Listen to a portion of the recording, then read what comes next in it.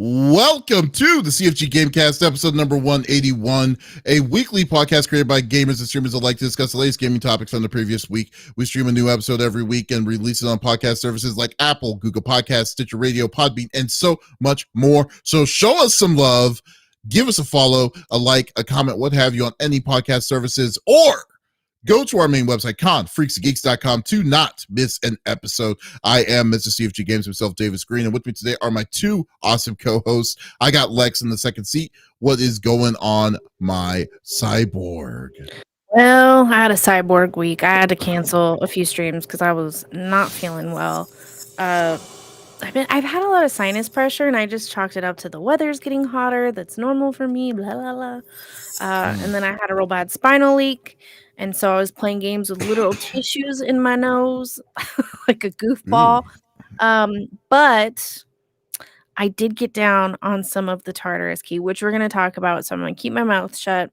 I had a blast, so much so that I blinked and it was like 4 a.m. I'm like, maybe I should stop. Yeah, I apparently I have some sort of like cold thing. So I'm getting over that. I'm not excited about it. I don't want to be here. And I wish it would go away. But yeah, my week was boring. I caught up on laundry. Woohoo. So, boring. hey, at least it's everyone once in a while you have that kind of week, It's just like all when the crap hits the fan all at the same time. So, it's all in due time. It's always all in due time. Opie would like me to tell you all that she enjoyed the fireworks. Thank you. So she had a blast. But I did do a lot. I lied. I did do a lot. I fixed my dad's car. I got Dust to be able to move his car to Gmaw's until I can fix it. Worked on my car a little bit. So all 3 cars are running in some capacity. So because the HOA finally threatened to tow my dad's car, I'm like, I can't get it registered. Wait, in my name yet. Why are they not able to, are the plates are expired? The registration is expired as of December. And I'd let them know, like, hey, I'm still in probate. I can sell his car, but I can't register it in my name yet. I could try, but it's 50-50 that they'll accept it. So I'm trying to wait till the end of probate. If you guys can be lenient with me, that'd be great.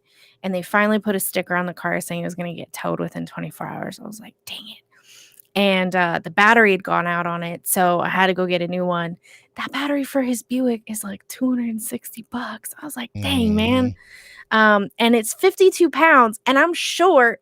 I have burn marks on my stomach and my thighs from leaning into the engine. But Dust had to like manhandle it for me because I'm too little. But we got it working. So I did it. I did the thing. It was 125 under the hood. My phone was like, girl, I know you need this flashlight, but you need to put me inside now. I was like, oh, okay. I forgot phones will warn you, like, hey, it's so hot, I'm going to explode. And I was like, oh, that's justified. So I had to put my phone in the house. But Dust was like, we don't have the right tools for this. I was like, hold my Red Bull. And I was able to MacGyver it out. So oh, okay. Don't tell me I can't do something because I'll figure it out every time. Okay. we will not. Jesus. Don't tell me what I can't do. He was like, we don't have the tools for this. I was like, says you. All right. Hey, but Lex. Yeah. You know who has an insane week that I don't think that we could beat? Yes.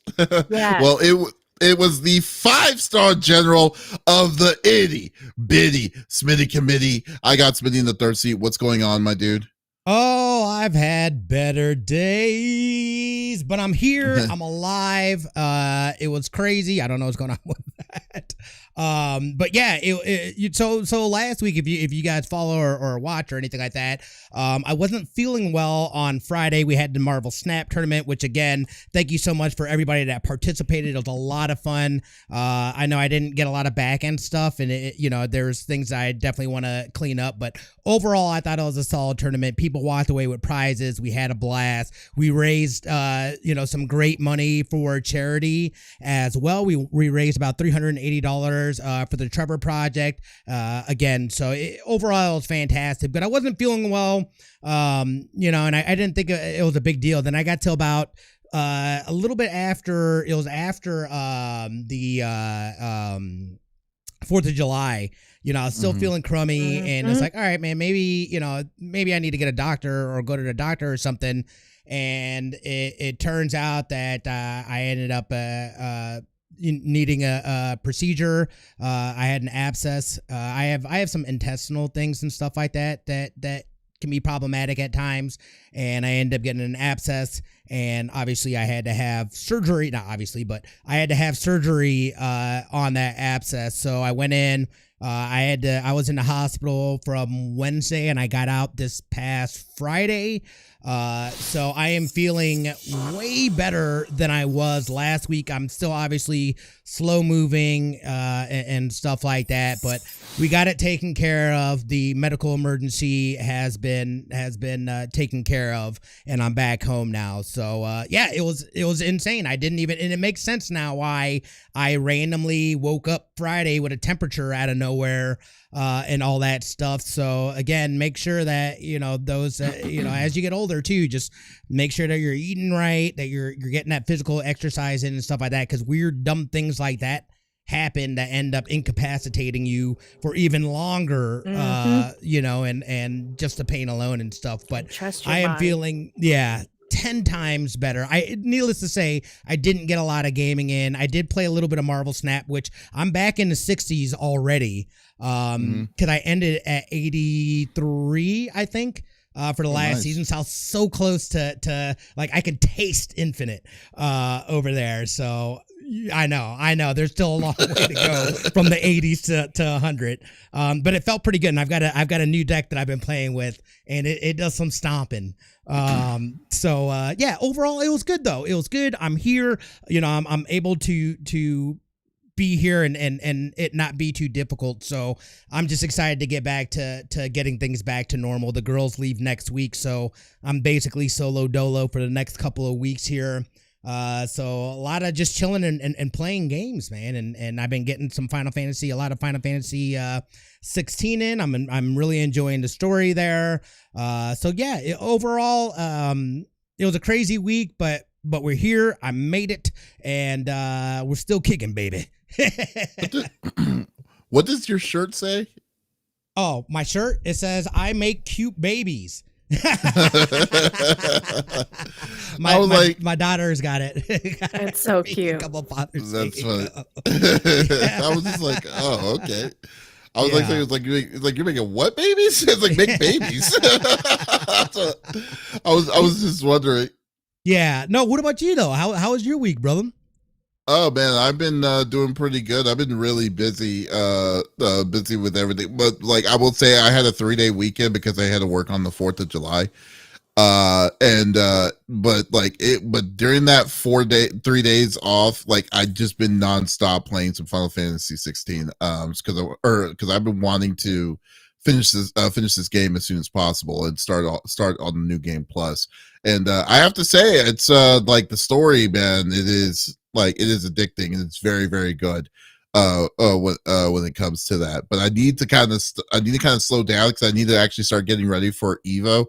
And start practicing again on Street Fighter and on Marvel Cap 3 and stuff. But it's just like I just need to finish this up. I was like, I'm saying to myself, I got one more week. I'll finish this. I'll finish the game up this week, and then I'll start playing seriously on the other fighters. So, but I've been doing that, getting set up for that, and getting ready for my trip to Vegas. and stuff. So, but for the most part, it was a very fun, very short filled week for me. For me, but I'm just glad that you're out of the hospital. That was the one thing, because like Same. the thing that scared me the most, because like I was saying earlier, was that like, so I was just texting Smitty because I've been playing Marvel Snap 2. And then the new card came this week, last week. It was Phoenix Force or something, and I'm messing around with it. And then I just wanted to tell him, I texted him, and I'm like, "Hey, Smitty, Phoenix Force is a freaking great card. Like, there's a lot of good stuff out of it, and I'm surprised how good it is." Then I don't hear from him for like an hour, and then he comes and replies back, and he's like, I'm going to the ER. They found an abscess on my colon, and I'm like, what? It's like, where the hell did that come from? So I'm kind of freaking out. Like, what the hell happened? It's like, what, like within this past hour. So no, I'm just glad everything's good. You're good, and that you're able to do it. I was just assuming you were going to be out. I didn't even think you were going to be at the podcast today. I got a similar text. I saw it and I was like, do I take this opportunity? Nah, I was like, nah, I'm not gonna. Yeah. I had texted him about the TikTok notification that we'd gotten, and I hadn't gotten a reply in like 24 hours. And then I got no clue. Also, I'm going to the ER. And so I was like, oh, you need me to watch the kids, is like what I thought. And he was like, no, like we're good. And Dust and I were both like, well, if Kat needs a break, like we're happy to watch them. Yeah, you were like ridiculously lax for the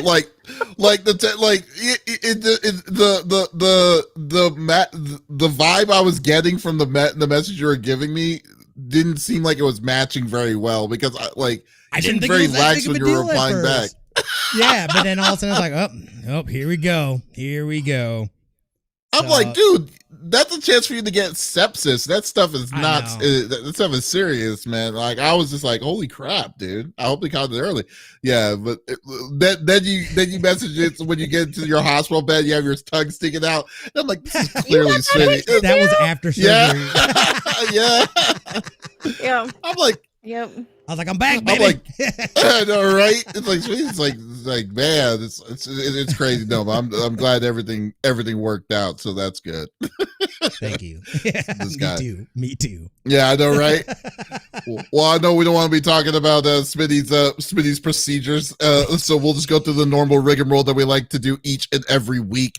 So each of us chooses a topic or discussion of the world in the world of video games. In the world of video games itself, the topic would or could be a game itself or something that happened in the gaming industry, and we don't want to talk about it amongst ourselves. We want you, the listeners, on Twitch, YouTube, Facebook, Twitch, excuse me, Kick and TikTok, so many other spots here, for you to be a part of the conversation. So if you're wanting to type in or whatever, or chime in on whatever we're talking about, by all means, type it inside the chat. We would love to discuss it with you live on the podcast. So let's get this party started.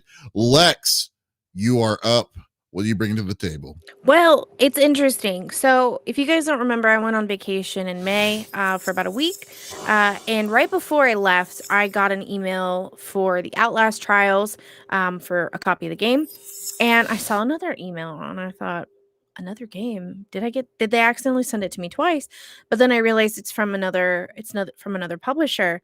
And it was a game called the Tartarus Key. And the way they described it in the email, they were saying there's an embargo on it. Like, we'd love for you to play it. If you want to stream it, please stream it after this time. An embargo essentially means like you can't really talk about it. You can't really stream it. But we would like you to review it, is more or less what they're asking. In so many words. They didn't say that, but they basically were like, here's a game for free. And I thought, oh, it's probably just the demo. No. It was the whole game. And this week, because of, the fireworks, it was bleeding through my mic real bad because they were loud. They were right behind my house. So I couldn't really play much on Tuesday or Wednesday because it was still really loud. But Thursday, I started really late because I had to do some running around. And my spooky crew at that point were probably sleeping at that point because a lot of them are in Canada. And so I thought, you know what? Now's the perfect time. Let's dig in. When I tell you, first off, here are my notes from the game. I have 1, 2, 3, for 5 pages worth of notes. This one has a hole in it. Please ignore. I That is tried to not a rip it out hole. of my That is notebook. a gash. Yeah. When I tell you I was doing math, I was doing equations. Um, it it's so good. So it's considered a horror game, but it's more atmospheric horror. They don't try to jump scare you. It's just like a creepy unsettling the whole time you're playing, right? Storyline, fantastic. The visuals, I was, they did say it's a PS1 style. I expected that.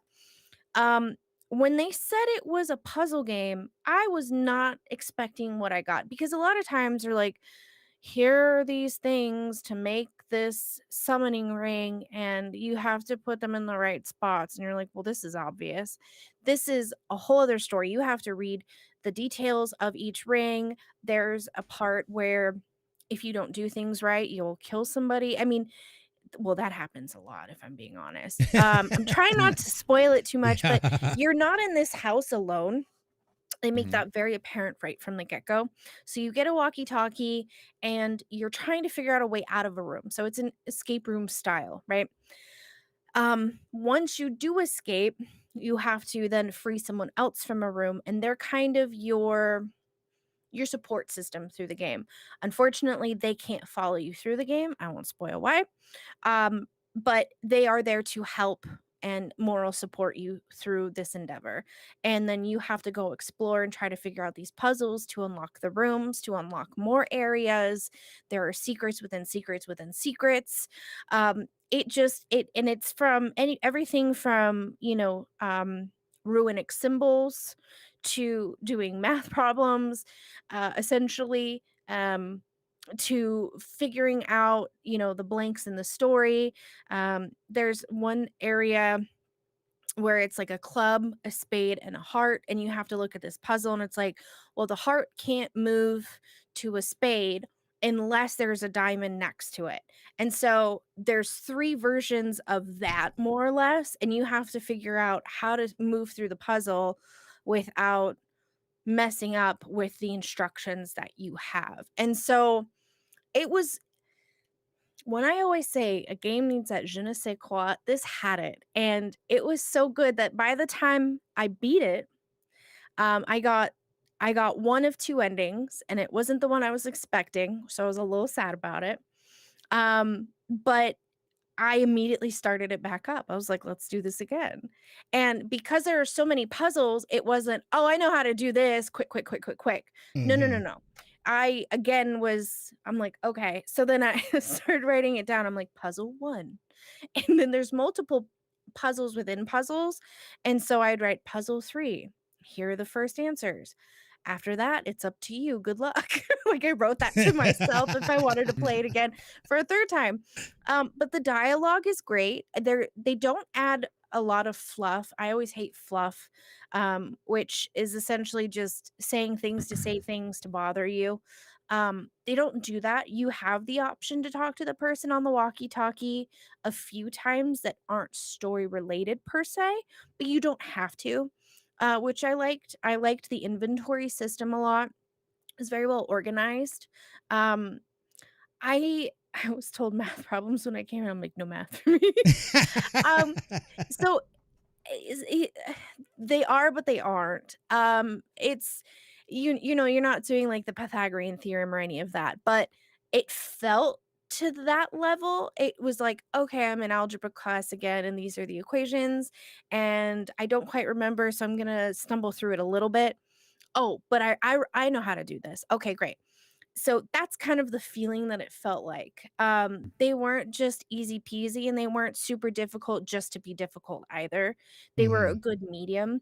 But it was nice because I'm really good at figuring out visual puzzles, but I do have, we all have our weaknesses, and that was great because then chat could jump in, and Ravage and Blue were having a blast, like trying to figure it out with me, and they're like, "Oh, did you try this?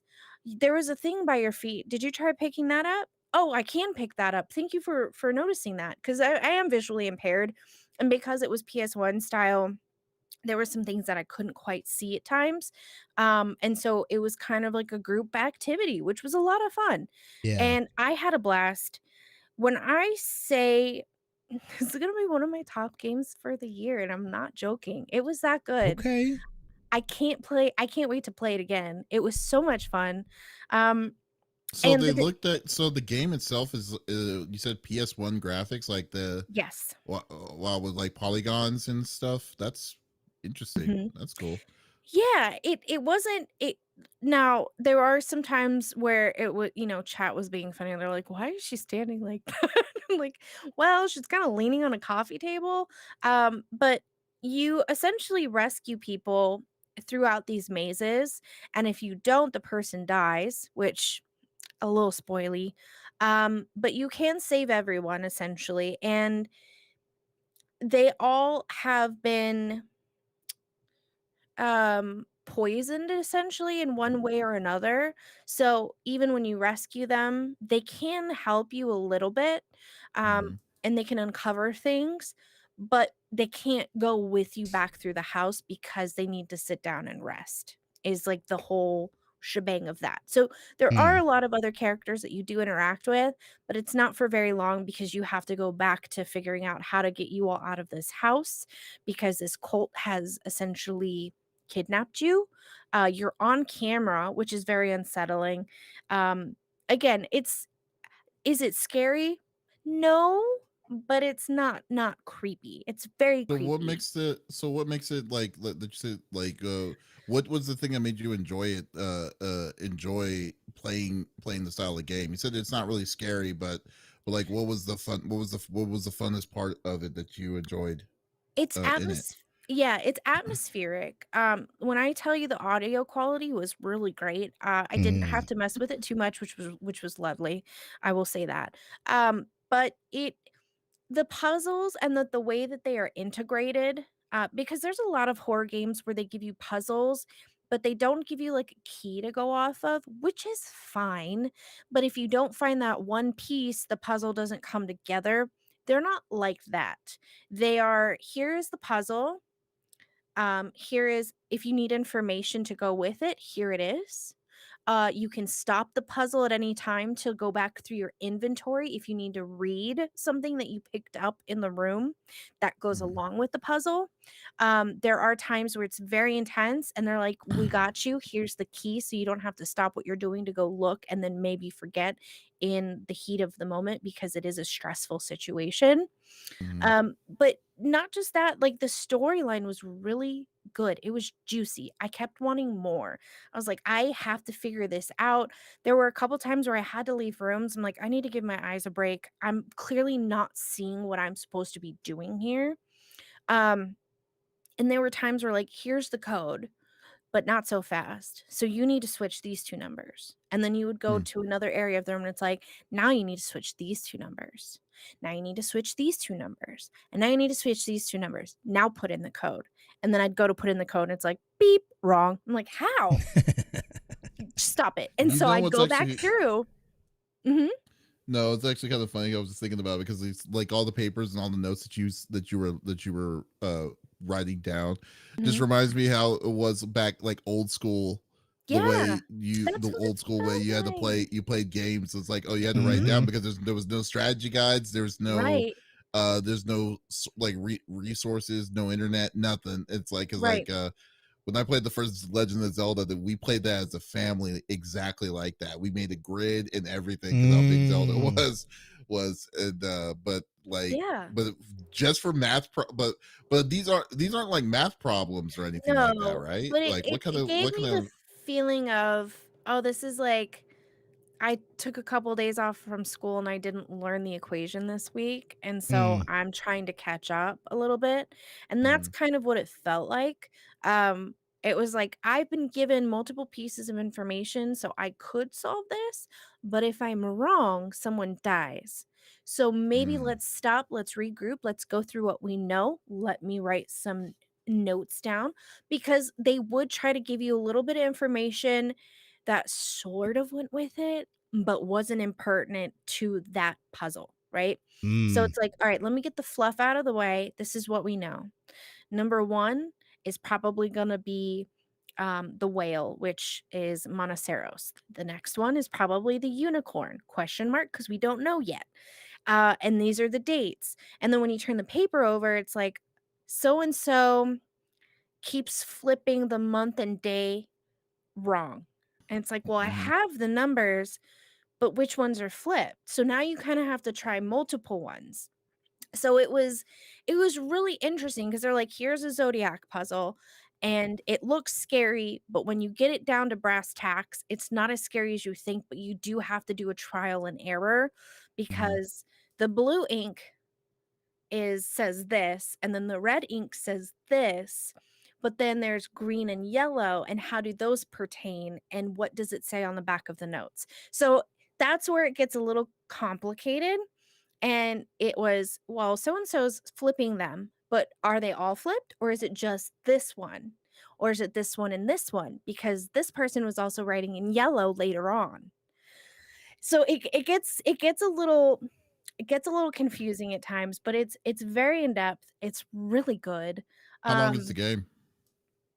Have you beaten it? I beat it. Yeah, she got one inning, she said. I think I went 9 hours, and at that point I had already started the game and beaten the first. Hold on, let me look. First 6 puzzles. And are there multiple endings? Yes. Why are you asking questions that she already provided answers for? Well, no, I mean I didn't hear that there was. I won't say how many, clearly you didn't. Yes, there are. She said, "I got one of the endings." I got one of these, not the one. And it wasn't the one I wanted. So I started the game back up, and it felt like I blinked. I mean, obviously, I put a lot of time into it. I sat for 9 hours. My butt was sore, but you did the game in one sitting, like one whole sitting. I couldn't Holy stop. crap. That's how good the puzzles were. And a couple times I've gone real late with games. Like Void Bastards did that with me. There's a few, but it hasn't felt like I blinked and it was 5 a.m. again all of a sudden and in a while. And that game did this for me. Like I couldn't stop. I'm like, okay, just one more puzzle. Okay, one more puzzle and then we'll end it.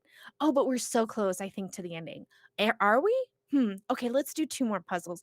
And that's kind of how it kept going for a couple of hours until I was like, you know what? Let's just beat it.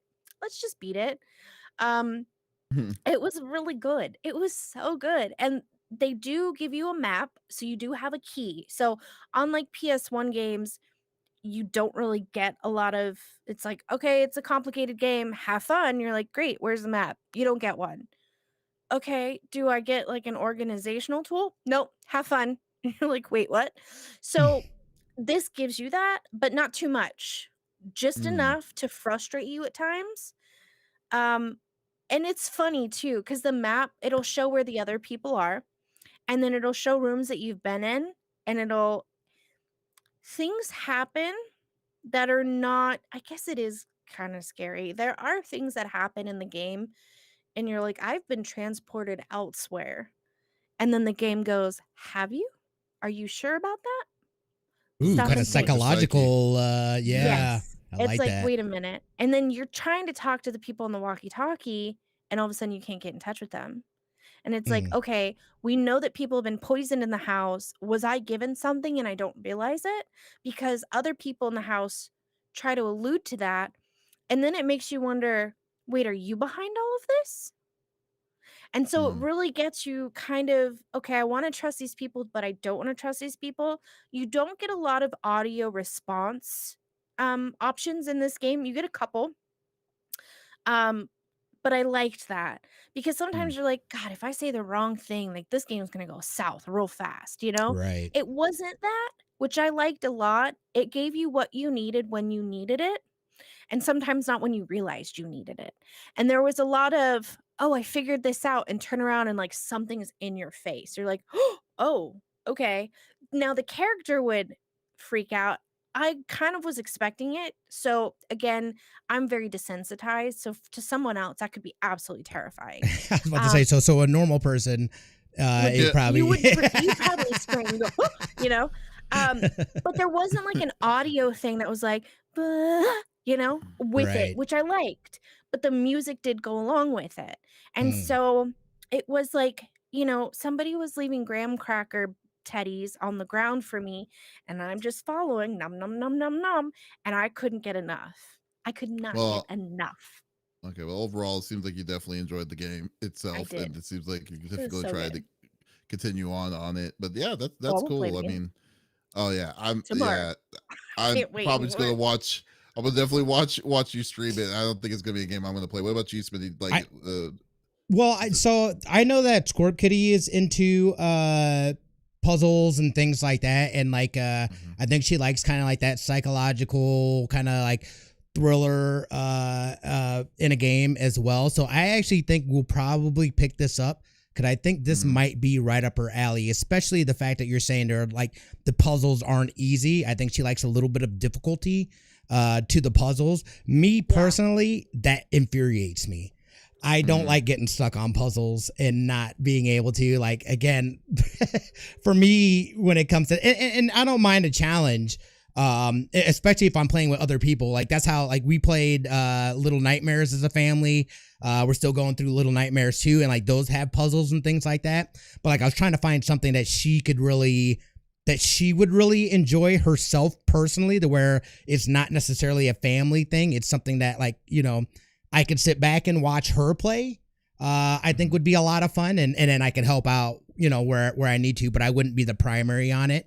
So this is probably, I think, and Lex said, we talked about it before, but this is not only on Steam, but this is also on consoles as well. I was actually literally in the middle of checking to see what that pricing looked like, but again, it looks like on Steam it's like $20, so it's not. Hopefully. That's it? Crazy price. Yeah. That's hopefully good. Yeah. Try to hopefully find the game that you're gonna get Scorp Kitty to be interested in, to be like, I'm trying. I will make her a gamer yet, y'all. He got her Alan Wake, and he and I discussed this. I was like, I think Alan Wake would be a good one. Now it's puzzle like, but there aren't necessarily puzzles, and it's very different from Little Nightmare puzzles. It is so different. And you can't necessarily progress unless you figure them out, but you can go to other rooms and work on those instead if like this one just gets you somehow, Right. But to get into the third room, maybe you need something from that first room you couldn't get through. So that's kind of where I liked where chat came in, because they were like, wait a minute. Okay, so we're looking at these things on the wall that pertain to this puzzle and this, that, and the other. What if you did this? And then it dawned on me and I saw it in a perfect little square, and I was like, that's the code. And I put it in and it was right. And it was like, here's another code. I'm like, what? Shut up. Dang it. It's not done yet. And that's why I wrote like, good luck underneath Yeah. a couple of the puzzles, because there's multiples in it. I think she'll like this one because it's not a lot of, okay, this is your thumbstick to move your visual. Right. And this is it's more or less like I can play without my mouse. So I think she'll like this one. I think this is the one for her to start with, and then maybe go back to Alan Wake. By the way, with Alan Wake, it's the free game of the month for PlayStation right now. So the remaster. So definitely definitely pick it up. Absolutely free. So I think if you're into puzzle games and stuff like that, this definitely seems it sounds like a winner for sure, or something to at least check out if that's your cup of tea. It sounds interesting. It sounds interesting, and especially if Lex is saying, because I know that you very much lean into like puzzle games and the horror genre and stuff like that. That's why I was asking you in particular, because I know that's kind of where I feel Scorp Kitty would land in terms of being a gamer and what she's really going to enjoy and kind of attached to. Right. That makes sense. Agreed. All right. Okay, cool. Well, good deal. Well, get the game. Apparently it's definitely thumbs up for Lex. Definitely check that out. And it's available currently now on Steam and all platforms right now. Nintendo Switch, GameCube. What is wrong with me? I mean, today? What? If you're living in early, I mean, Jesus. In school, PlayStation and Xbox, the Xbox Series S and X and stuff. So definitely check that out.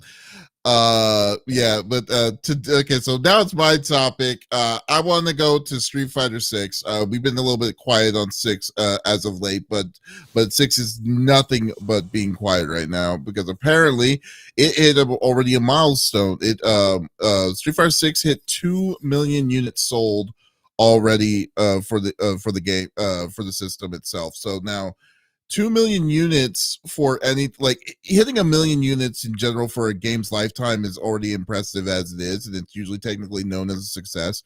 But 2 million units for a fighting game in less than 30 days is That's unheard huge. of. Yeah, so it's never.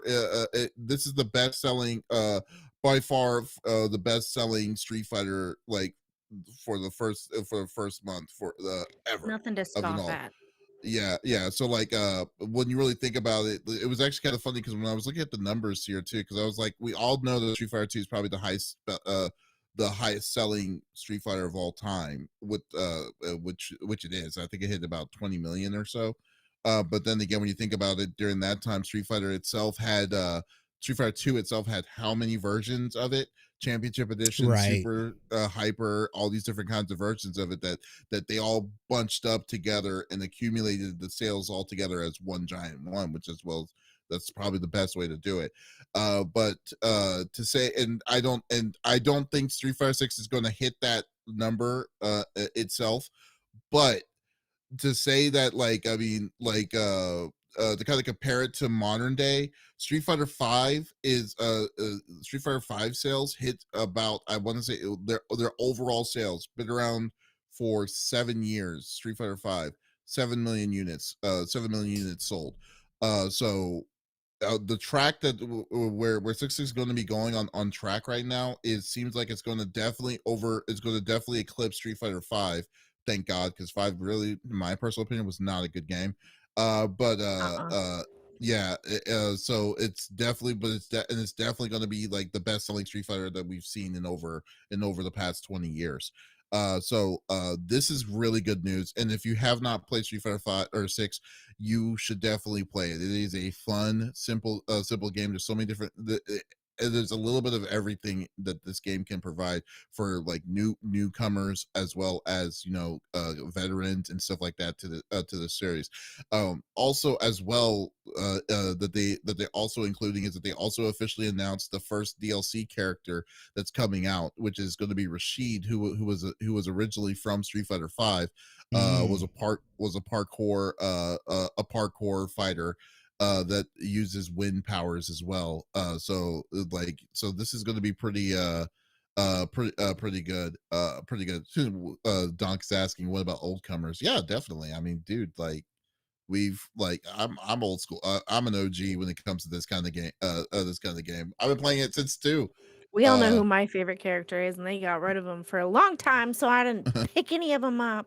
well, He's Blanca's back. he's back. He's He's in this back one. Mhm. now. Yeah, I know. I'm yeah, waiting for the game. I'm gonna get it. yeah, yeah. I It's need a a fight stick.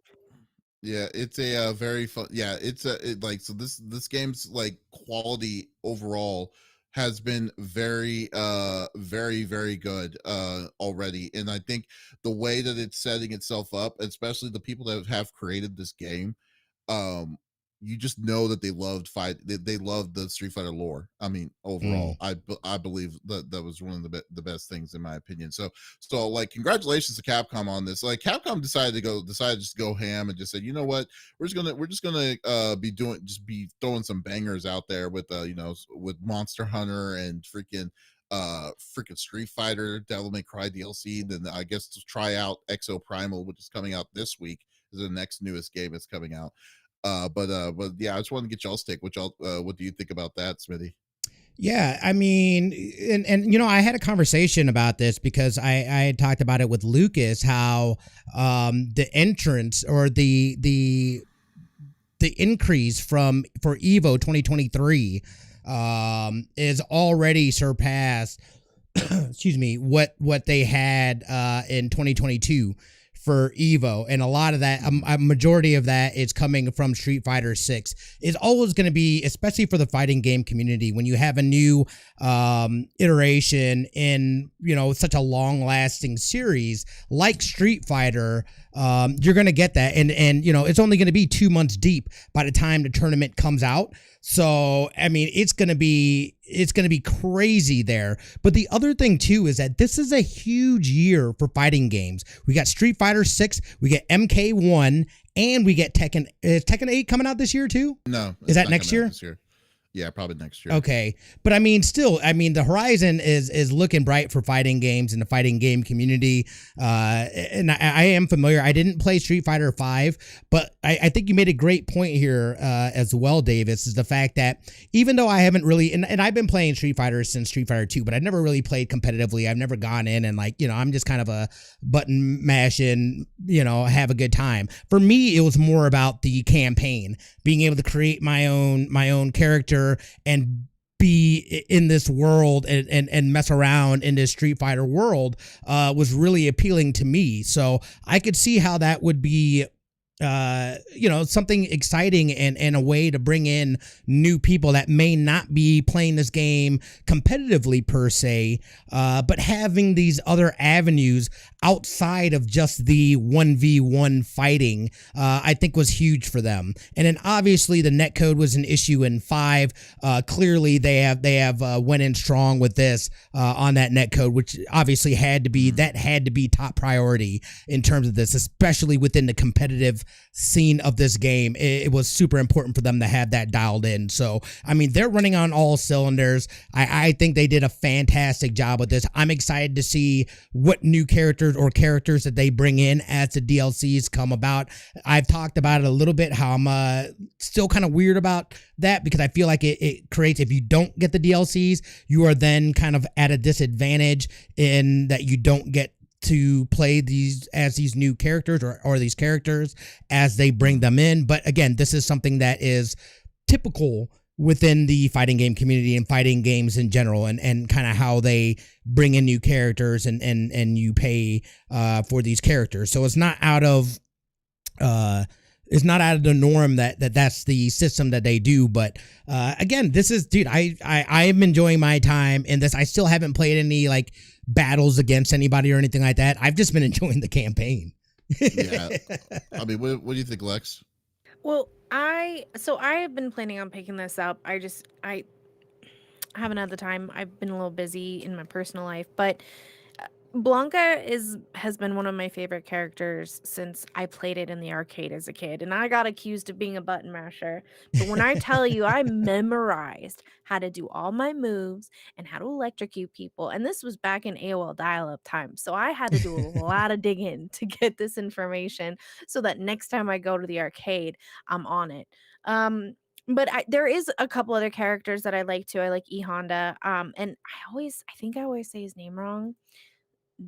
Dawlism? Is that how you say his Dawsum. name? Dawsum. Okay. I Mhm. like him too a lot. I always liked the people that had powers. That always felt more intense for me. And, you know, the other people were more or less just fighters who had really good skill sets.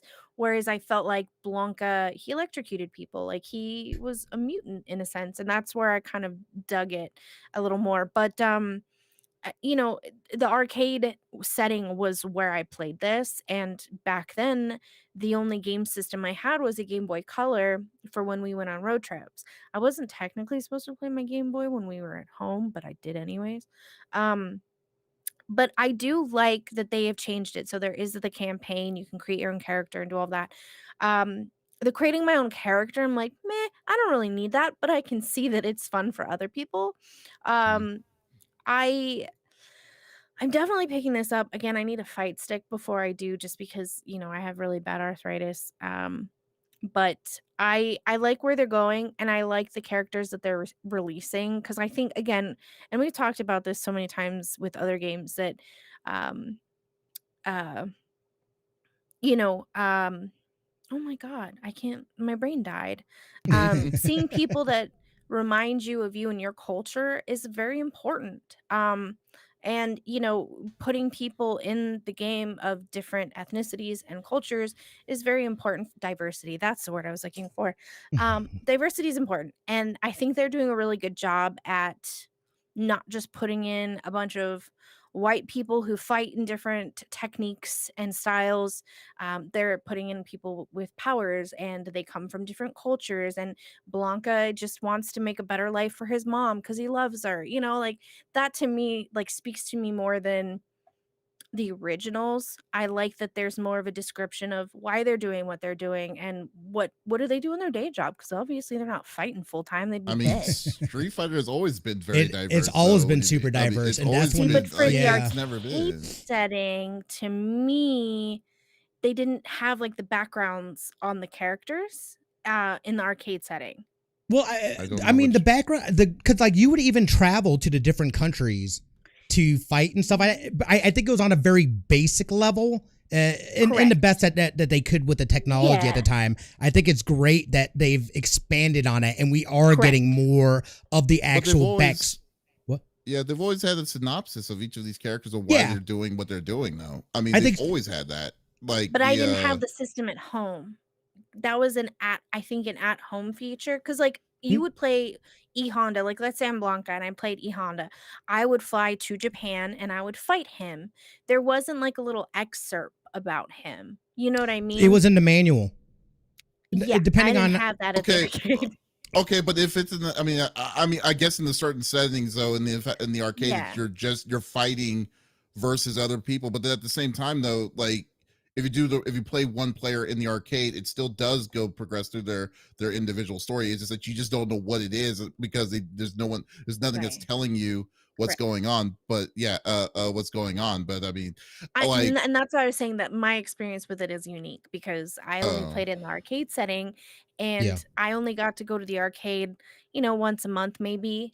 Dad would buy me a bunch of quarters and we'd play, and mostly we played House of the Dead. And then this came out, and that's when I really got into playing Blanca and going home on my AOL dial-up and figuring out how to do all the moves, because I got accused of being a button pusher, and I'm not. Dang it, I memorized it. But yeah, I really enjoyed the game then, and I think I'm going to enjoy it now as an adult, where it's at as far as its dynasty, so to speak, if that makes sense. mm, Um, and I like, you know, I didn't have the manual, I didn't have it on any system, Yeah, that's it. because Yeah. I had a Game Boy Color, I had a Sega Genesis, and then I had a PS2, and I didn't get to pick my games, and I definitely wasn't getting fighting games because my mom was not into that. But Mm, you know, now as an adult, I can pick what games I play and I can fight. And I'm definitely going to be picking up a fight stick, and I'm going to be picking this one up you're gonna I as love soon think as this. that my probate personally, is done. yeah. I think that yeah, I think that Street Fighter 6 itself has done probably the best for an introduction for a fighting game to introduce fighting to a new person or to new people, because that was one of the biggest problems I've always felt with in the FGC, which is a fighting game community, that most people don't like to bring or introduce new things or to it's not very welcoming, let's just say that, not very welcoming to new blood in the community itself. And it's because everyone has a certain way to do things. I mean, hence look at even like Smash Brothers when you really think about it, because I mean, Smash Brothers community, you still had to be playing Smash Brothers Melee to get some sort of like, you know, deal. Some people were not even born when Melee was even created, and yet Mm, you still wanted to play it to be like to be competitive inside that kind of situation. Same kind of thing with Street Fighter in a way. So like I think that there's a like there was always a cold like look when it comes to introducing new people to a new game, and then there's casual players, and then there's people there's the tier of casual and the tier of professional. But I think that 6 balances it out to a level where I think that it gives enough people that may not want to play professional, like, you know, professional level on the hmm. versus level, but there's so much stuff to do that's outside of just the traditional 1v1 kind of fighter that makes people interested in wanting to experience the world of Street Fighter itself. And I think that 6 does a phenomenal job of introducing that kind of world to people, saying that it's not just fighting. This is a create your character. This is a fight for these the weird storyline or whatever that you can do. There's even a party setting inside there if you didn't even know that. Like so you can play versus mode, but then there's different kind of stipulations that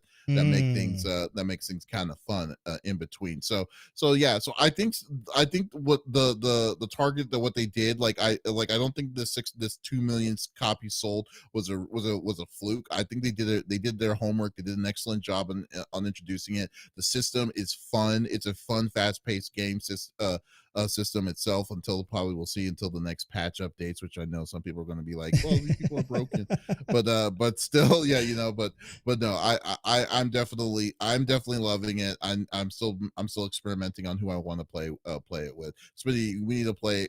I know we need to get some. Well, it's something I appreciate, and I'll probably get booed for this. Is the fact that they have a modern controller and a classic controls. So classic is how you do the moves and stuff like that, but modern makes it a little easier to do some of those more complex moves. Again, I haven't really dove deep into it or played against other people. I think for me, classic is just what I'm used to, so I would play with classic controls, but I like that they have the options for people, and especially for folks that aren't as competitive as you were saying. Maybe a modern control style would work better for them, just being able to do some of the special moves and stuff like that. But yeah, I need to get on the versus for this, but it's good, dude. It's undeniably good. I can't deny it. Yeah, that's definitely the modern, people still frown upon the classic and modern controls, but at least look at this fact. At least they give you the choice instead of having a system that's going to force you to automatically implement the regular play of the game, like hence Dragon Ball Fighter Z, where they had or Dragon Ball Fighter, sorry, where they had the easy mode to do auto combo merged into in the middle of your gameplay. So if you don't want to do it, you had to go out of your way just to not do that. So yeah, that's the kind of stuff that so I love that they give you the choice for it. So I'll definitely go with that. Agreed. All right. Well, Smitty, you are the last up. So why don't you close us off? What are you bringing to the table, dude? Yeah, I just wanted to bring this to the attention of folks. If I don't know if you guys are, obviously we've got Prime Day is coming up, the 2 days, the 11th through the 13th. So there's a tons of deals that are out right now, but one that I've kind of been going back and forth with myself, which I know I shouldn't do it, but we'll see how it plays out. But the Steam Deck currently until the 13th is actually on sale, which I think is amazing. Again, I don't need it, but I kind of want it, especially at the prices that they have it at. But I've been looking at them, and right now the base price for the 64 gigabyte one is $350, essentially like $360, which is $40 off. Again, I don't think that one is. Personally, I don't think it's worth getting because there are some internal differences from that one, from the 64 gig to the next step up, which is the 256 gig, which is the one that I've kind of been eyeballing. That one has an SSD in it, so obviously out the gate, I would go with at least that base. That is the base that I would start out with personally. But I mean, again, for me, and I think really it would be about what is your primary usage going to be out of this? I don't see myself putting a lot of games on the physical console itself. I think I would use the cloud more than anything if I were to get a Steam Deck. But again, this is more of a want than a need for me. So you've got it starting out right now till the 13th. You've got the 64 gigabyte, which is $360. You've got the 256 gigabyte, which is coming at $450 essentially. That's a bit of a jump there, a little under $100. Or you can go and get the 512 gigabyte for $520. Again, that's a lot for a console. If you're plan on it. I could see it if that was like your only thing that you had, going that high and going and getting the 512 gigabyte one. I think for most folks that already have a Steam library built up and whatnot, I think the 256 gig is going to be plenty. Plus, you can add an additional SD card to it for additional memory. If you're extra savvy, you could probably go in and change out the SSD card in itself. Excuse me. I've seen people go in and be able to put emulators into it. Like, it is literally a computer, a handheld computer is what a Steam Deck is. So there's a lot of things that you can do with it. But I think it's a great deal. And I'm telling myself that I'm not going to get this, but it's still sitting in my cart. Like, I got till the 13th to make a decision. You know what? Donk has a good point. He says 256 gigs will get you about half of Call of Duty. The Call of Duty game. But for me, like, I'm not going to be playing Call of Duty on it. I barely even play Call of Duty as is. So, like, I'm not really worried about that in terms of, the games. But I think that's a great point, though, that Donk is making, because the games aren't getting smaller. They're only getting bigger, right? So it might be worth going in and doing that. But again, I think you could even go mid-grade and then go in, if you're, again, tech savvy enough, go in and make those changes to beef it up on your own. Because really, you're just paying for it to be in there already. I didn't see a lot of differences between the 256 gig one to the 512 gig. That made me say, oh, I see why I definitely need to get the bigger one as opposed to this one, whereas the 64 gig doesn't have an SSD drive. That is enough right there for me to be like, I know that the one that at least has an SSD is going to run smoother and faster. The processor is most likely better in that one. That to me is worth that price jump. Oh, look at Davis' face says no. Davis' face said something else. Oh, I don't know. Oh, you just made. I don't know. He just made a face, I guess. I thought it was a face of judgment. But yeah. I mean, so you already know what I'm gonna say. I mean, personally, because like, dude, like, no, don't get me wrong. I like the Steam. I like the Steam Deck. I really do. But I just can't justify that price. If I was gonna drive, if I was going mobile all the time, or if I'm gonna move or whatever, then I would be like, okay, that's cool. If you're on the go, fine, that's perfect. But dude, I work from home 90 most of my time. When I do go out and do other things, the last thing I'm wanting to do is like, oh, I wish I had the game system. In your circumstance, when you were at the hospital, perfect time to do it. Yeah, I wish I had one. I was sitting there wishing I had one. Yeah, but it's just like, I just can't say for $450 to have a handheld. Like, I barely touch my Switch. My Switch is a cheap version of that, and I can't even. I don't even use it. I don't even use it that way. So like, if you move around, if you're on the go, if you're flying to places and stuff like that and things like that, this would probably be perfect, but just not for me. I don't know if I would even see it for you, Smithy. But no, because I'm not really a handheld player like this.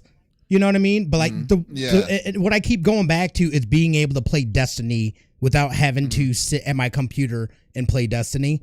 And they have cross saves. The only problem that I have with that is the fact that your DLC, if you bought your DLC, like let's say you bought it on PC, it is not transferred over to your PlayStation. Exactly. So I'd have a completely different experience playing Destiny 2 on PlayStation than I would off the things that I have purchased from PC. And that is like my biggest problem with that.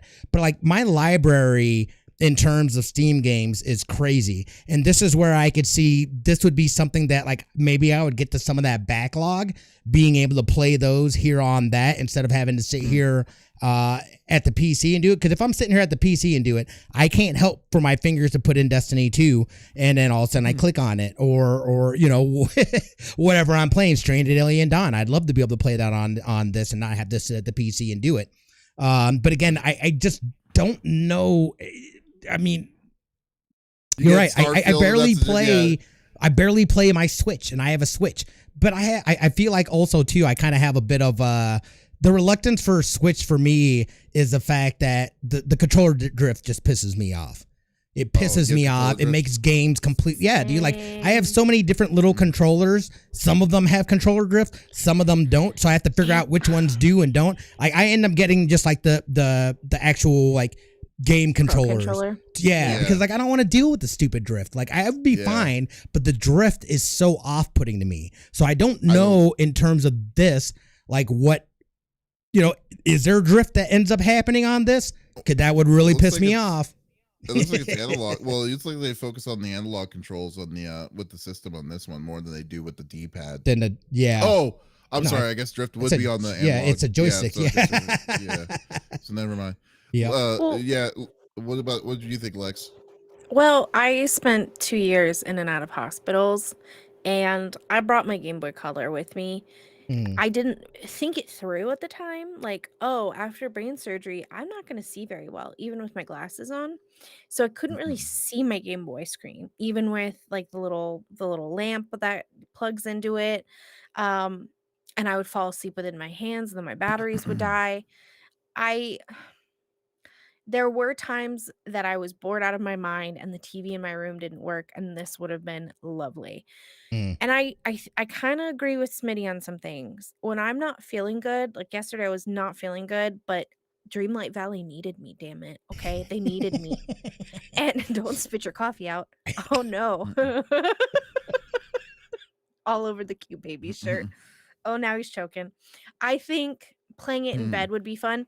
I have an arm that you can like hook up to stuff so that you can like, use your phone hands free as a camera. And I set it up with the the Switch for Dust when he was playing his new game. And he was like, this is fantastic, because he's laying down playing it essentially, and it's in his face, and he's not risking dropping it on his face. I do that a lot. If I'm playing a phone game, I drop that phone on my face if I'm laying back.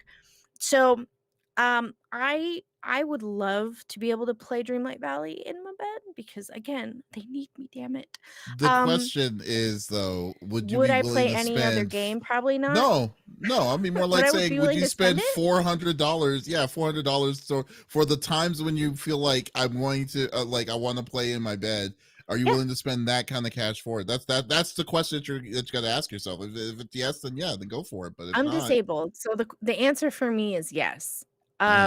The problem is I think Dustin and I would be fighting over it. I mean, he already said in the comments, I'm buying one so he can sit on this couch behind me and bother me all day while I'm working in here, which is fine.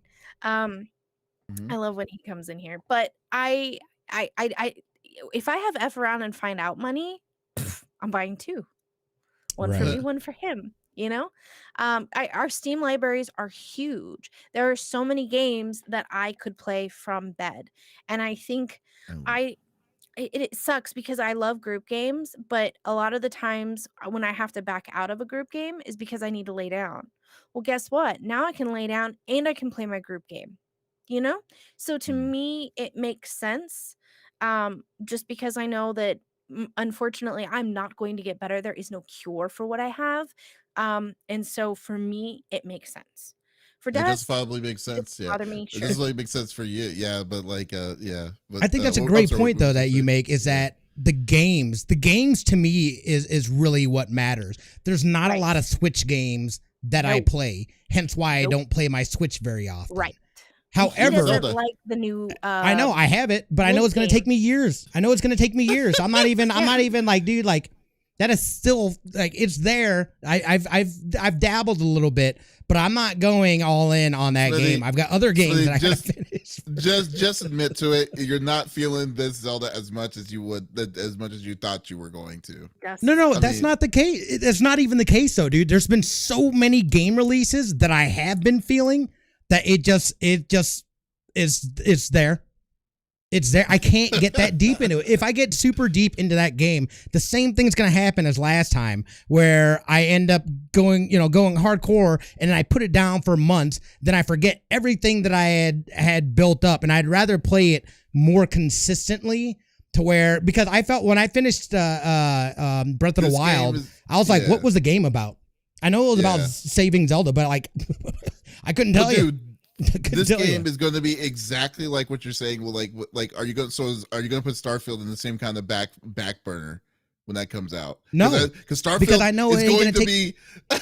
But Starfield looks like it's going to take some time. Yeah, and that is true, but I love space. So I will put the time in. I will put the time in. No, that's my point. I'm just saying that like you're like, I mean, you like Zelda. I know you like Zelda. I do, yeah. Right? There's no argument there that I know you like it. However, I'm saying that there's things that you like that's more than Zelda, which I'm saying that like Starfield, I feel like it's a game that will also take years for me to beat, because it's just like how it's going to be like how Elder Scrolls were for me, which took me like 2 years to beat because of all the kleptomania that I was doing with stealing all the different kinds of stuff that you could. But I'm just saying that you're choosing one over the other because your interests are higher. Like Final Fantasy 16, your interest was higher to do that than to play Zelda. Well, no, I just figured I could beat that. I'll beat that before I would even come close to beating Zelda. So it's like, why not just knock that out the way? Not only that, but also my Switch is in the living room. So so I have to essentially play it in the living room. Otherwise, because I have all the different Joy-Con issues and stuff like that, it makes it unenjoyable for me to play a game when I've got a controller or a character that's just randomly moving because my stupid Joy-Cons. It makes me not want to play it off the dock. I think I would play it more if I didn't have that issue or a better way of playing it off the dock. I think I would. But as it stands right now, I basically have to play it. For me to enjoy it, I have to play it on the dock, which is sitting in the living room, which is in... I totally agree. Yeah, which is in the middle of everybody's things. The Joy-Cons are just garbage. I've never been a fan of Joy-Cons. I've been playing with all of it. Yeah, no, totally agree. That's why my system is going to be permanently docked for it when it comes to that. That's why I didn't care about the OLED version of the Switch. But Mr. Seven Figures does make a good point though here too. He says also we bought a Steam Deck as a second PC so I can play with Pixie, and it's solid for that. But I hate buying games twice. Wait, you have to buy games twice? Wait because a minute. It's different accounts, different Steam accounts, right? You can't log in with your Steam account? Yeah, but you can't play the same game off the same account on two different things. If you would be my guess. No, because if you share your account with someone else, then you can use their library. You can use their library. You can use their library to play it. Yeah. Yeah, no, but wouldn't you have to be signed in as that person? No. Oh. Well, you can just share your library? Why would you need to buy it twice? Yeah, that defeats the whole purpose of a Steam Deck. Yeah, you can share your own library. Yeah. Yeah, family share. Yeah, so I don't understand. You can't play No Man's Sky if someone is using it. Well, yeah, that I Wait a minute. Okay, so in this situation, you're saying that, okay, so let's say Mr. Seven Figures had No Man's Sky on Mr. Seven Figures Steam Deck account. Let's say NT Man, by the way, these people are people who are live on Twitch. These are the people, the NT Man has family share with Mr. Seven Figures account, a Steam account, so he has all the games that Mr. Seven Figures has, but NT Man plays No Man's Sky at the same time Mr. Seven Figures is playing. You're saying that those two people can't play. You can't play that same game at the same time. Correct. That is correct, and I know why. So, okay, let's say Dust has one of the FNAF games that I don't have, and he is currently going through the game himself. I can download the game and I can play it if he's not playing it at the same time. Right. So what your issue is, okay, so Mr. Seven Figures' issue is he is sharing his library with Pixie, and Pixie's playing on his Steam account. And so, yes, it's two separate people. You would have to buy the game twice or play separately and then only buy it once. But like, let's say I get two Steam Decks. Dust is logged in on his account. I'm logged in on my account. I have purchased the game. He has purchased the game. We play together. It is fine. Now, if it's his account, he's playing it on his Steam Deck. You can't do it with a shared account. Right. Yeah. Yeah. Okay. Which And is that different. makes sense. That Yeah, makes yeah, no yeah. sense. I was like, Sense. wait. Okay. I was like, Wait, you had what? the way I first read it was like, wait, like because you have a Steam Deck, you have to use you have to buy a separate account. That's a lot of words for you can't play at the same time. That's what I said. Oh my god. Okay, but yes. like I guess you're we didn't make it any easier for you to decide if you're no, that did not make it any easier for me at all. I think so where I'm landing is that I think that I would play this more than I play the Switch, strictly because of the access of games in my Steam library that I can access without having to be sitting at my PC. What it comes down to though is, am I going to do that? Do I just sit around in other rooms playing games? Not typically. If I am, then it's probably Marvel Snap. Which I can play on my phone anyway, so kind of defeats the purpose of even having that. But would I play Destiny 2 and do more Destiny 2 if I had this? Absolutely. Guaranteed. Oh my god. Guaranteed. Look at this I guy. think not only that, but Mr. Seven Figures makes a great point that the controller support for this as well is pretty strong. Mr. Seven Figures says USB-C. No. You play. So Mr. Seven Figures says my Steam Deck is great. It works with my Switch Pro and PS4 and PS5 controller without any setup past Bluetooth. Oh, nice. That's what's pretty really nice. Funny? I will say this though, like when I go to Vegas, my friend has a Steam Deck and he has Street Fighter 6 on it. So what we're gonna do is we're gonna be playing with 2 fight sticks on his Steam Deck, but he also has the dock. He also has the dock so he can dock on to a television. Right. So we'll use that as the machine to get in to play the. I would definitely get a dock too. That's the other thing. Yeah. Like I wouldn't just get this. I would also get a dock, which is also on sale. I think it's like off. Like it's only like $10. I think retail it comes out to $80. Standard $70 or 70 and some change with the discount that's going on right now. But yeah, that's definitely the route that I would go. I would absolutely have a dock for this too, but this would be strictly for outside of the room that I'm in currently to be able to play the games that I have on my PC. Look at this guy. He has like 2 PS5s. Because I'm a video game slut. Yeah, you are. You are. I will not deny that. I will not deny that. That's a perfect T-shirt idea in my mind right now. Thank you for that, Smitty. Yeah. But anyways, guys, thank you for listening or watching or listening to. Either or. Both. I don't even know. I went blank there. Guys, thank you so much for listening to episode number 181 of the CFG Gamecast. Thank you for being a part of the conversation as always. We will be back again next week with some brand new topics. But if you did miss out on this episode, that is perfectly all right. We do release it on all podcast services. We are on Apple, Google Podcasts, Stitcher Radio, Podbean, all sorts of different podcast services out there. So there is absolutely no reason to miss out on our sexy voices. Oh, I didn't hear you. I didn't hear you, Lex. It threw me off. No, I harmonized with him at a low, at a lower rate. I went, ooh. Oh, okay. I heard it. I was doing my Smitty. Okay. All right, guys. Thank you so much. And also be sure to also check out our main website, confreaksgeeks.com. We will be going to DreamCon in Texas here in the next couple of weeks, as well as going to the Final Fantasy Fan Fest going at the end of the month. So we have some awesome content that's coming here in the future. So guys, once again, this is Davis, Lex, and Smitty signing out. Y'all take it easy. Bye.